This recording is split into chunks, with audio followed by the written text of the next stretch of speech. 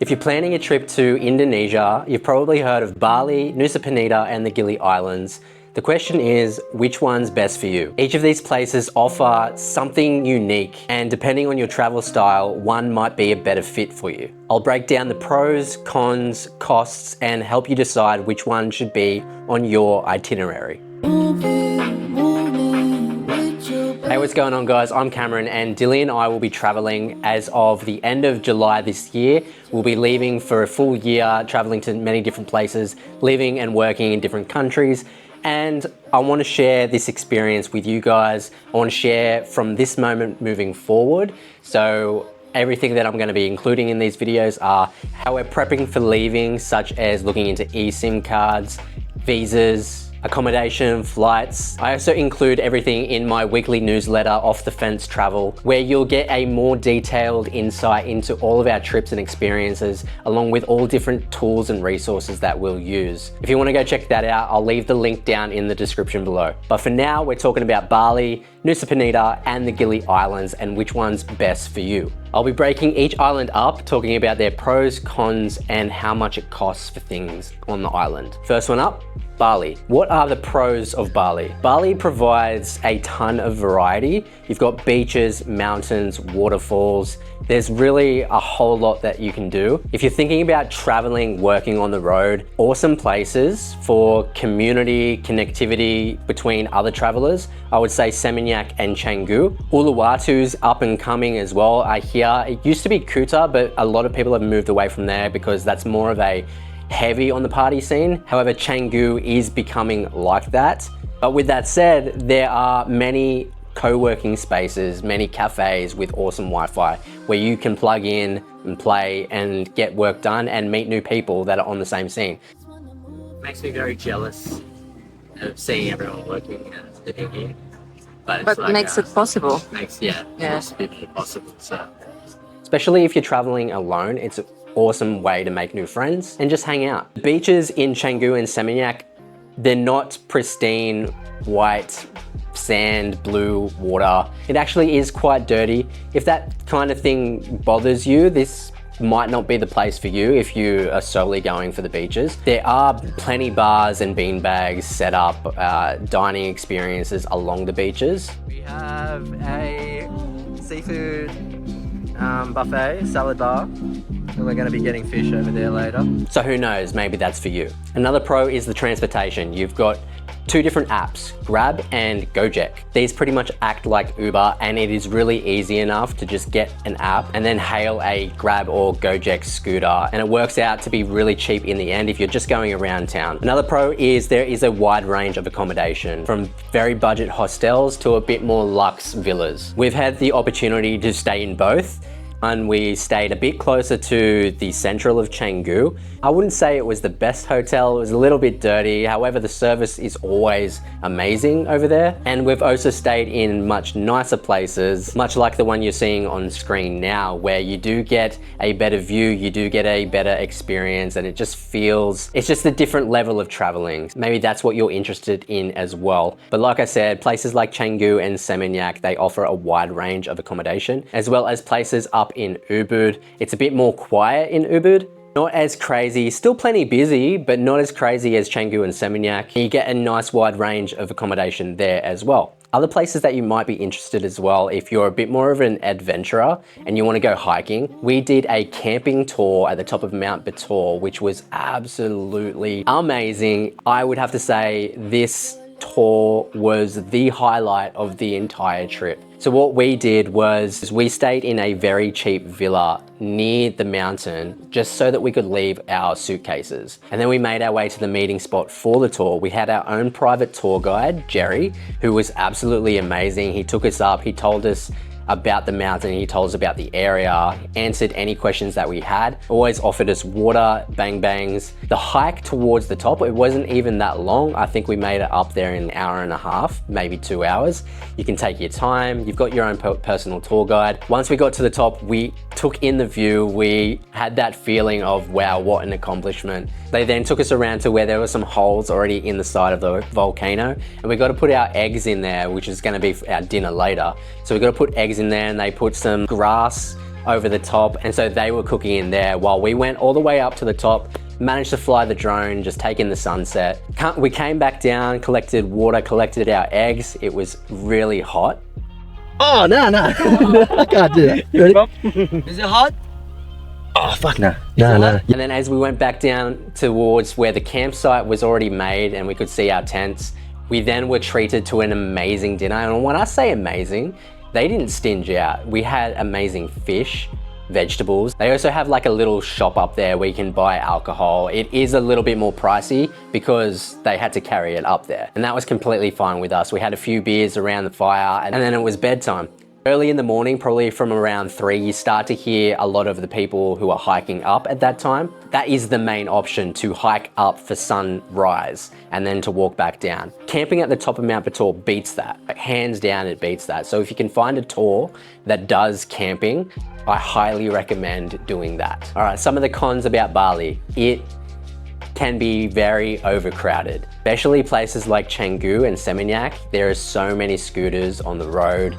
It gets quite intense and insane, especially if you're living there. I personally haven't lived there yet. It's gonna take you a while to get anywhere. When we have gone, we've talked to the locals about it and they're just saying how insane it's getting, and it's just getting way too busy. And that's starting to spread out from these places. So it's starting to pick up and get a lot busier up in Ubud as well. If you're traveling on a budget, you're probably spending around 30 to 60 Australian dollars on hostels, warangs, and scooter rentals. If you're going more for that mid-tier range, you're probably spending around $60 to $100 per day on a hotel, mix of westernized food and some activities. If you're going for more luxe, look to spend anywhere up from $150 on a villa, fine dining, and private transportation.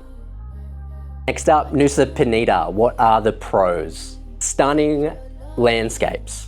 Like absolutely breathtaking and gigantic, massive. We went to Kelingking Beach, and when we were walking up, we were looking at the ground and we were looking down while we were walking towards the edge, and we wanted to look up at the same time, and we did, and we were absolutely gobsmacked with how beautiful it looked. There's a bunch of different tours that come from Bali to Nusa Penida for the day, so we were lucky that a whole group of tours left at the time that we came. So we managed to get the stairs to ourselves for like 10 minutes or so, 15 minutes, where we were just taking photos and videos of the area. You know that like famous photo that you see everywhere? We had that to ourselves for so long. Other places are like Diamond Beach, absolutely beautiful, and Broken Beach. It's less crowded than Bali, however, it is getting more popular as the years go by.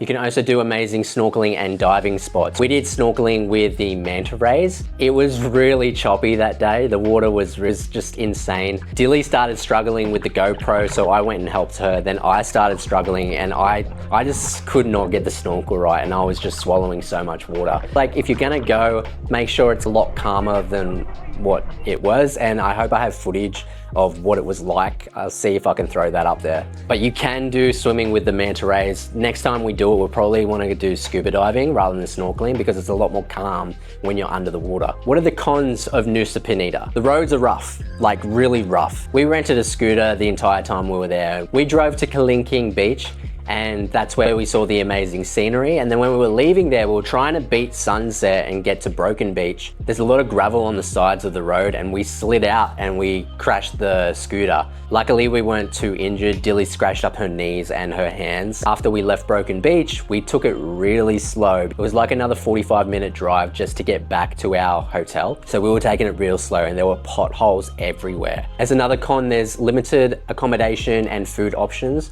Compared to Bali, there's still plenty options. I'm just saying that compared to Bali, there's less. As well, it's a little bit more dangerous. There's stronger currents, like I've mentioned already about the manta rays. If you're more of the adventurous type, this is probably for you. Cost per day, you're probably looking at $40 to $60 for warangs, scooter rental, and hotels. Mid-range, probably around $70 to $120 for Western food, hotels, and boat tours. If you like the luxury, you're spending $150 plus on private transportation, high-end resort, and guided tours. Gili Islands, the laid-back paradise. What are the pros? There's no cars, there's no motorbikes, no traffic jams. You rent a bike and you just go and explore the island. It's absolutely amazing and incredible, pristine.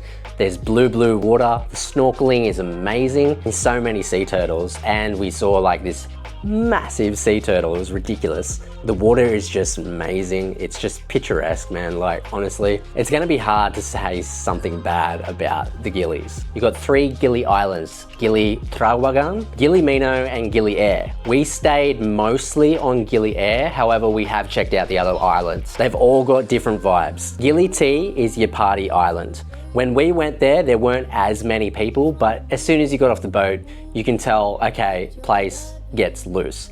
There's clubs everywhere, there's bars everywhere, there's a lot more accommodation. Gili Mino is very quiet. It's more, they call it the honeymoon island. I'm sure you probably heard that already. There's not that many roads as well, so it's all sand. In all of these places, there's no motorbikes or anything, so you can rent bikes. Gili T, you can ride pretty much around the whole island. Gili Mino, you can't. I wouldn't bother getting a bike there because you're gonna spend your time walking most of the time.